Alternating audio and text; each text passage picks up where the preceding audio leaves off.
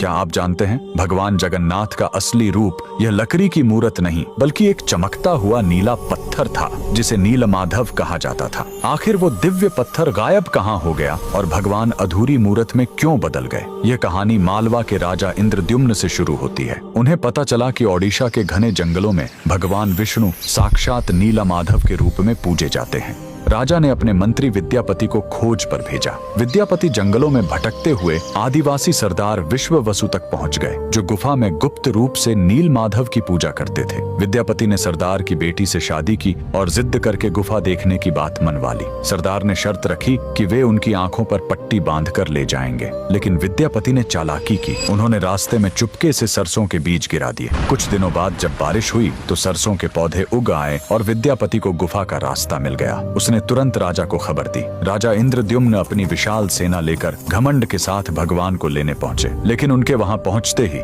नीलमाधव की मूर्ति हमेशा के लिए गायब हो गई। भगवान अपने भक्त विश्ववसु के साथ हुए धोखे और राजा के घमंड से नाराज थे। राजा ने रोकर माफी मांगी और अन्न जल त्याग दिया। तब आकाशवाणी हुई, मैं अब उस पत्थर के रूप में नहीं मिलूंगा, अब मैं समुद्र तट पर एक लकड़ी के लट्ठे के रूप में आऊंगा। कुछ समय बाद पुरी के समुद्र तट पर एक विशाल अद्भुत लकड़ी का लट्ठा तैरता हुआ आया। राजा समझ गए कि यही भगवान का नया रूप है। उन्होंने तुरंत आदेश दिया कि इस पवित्र लकड़ी से भगवान की मूर्ति बनाई जाए, लेकिन समस्या यह हुई कि वह कोई साधारण लकड़ी नहीं थी। जैसे ही राज्य के बड़े बड़े कारीगर उस पर छेनी हथौड़ा चलाते, उनके औजार ही टूटकर बिखर जाते। उस दिव्य लकड़ी पर खरोंच तक नहीं आ रही थी। तब स्वयं भगवान विश्वकर्मा एक बूढ़े शिल्पकार के रूप में आए। उन्होंने कहा, मैं इससे मूर्ति बनाऊंगा, लेकिन मेरी एक शर्त है, 21 दिनों तक कमरा बंद रहेगा। अगर बीच में दरवाजा खुला तो मैं काम छोड़कर चला जाऊंगा। राजा मान गए। 15 दिनों तक अंदर से छेनी चलने की आवाज आती रही,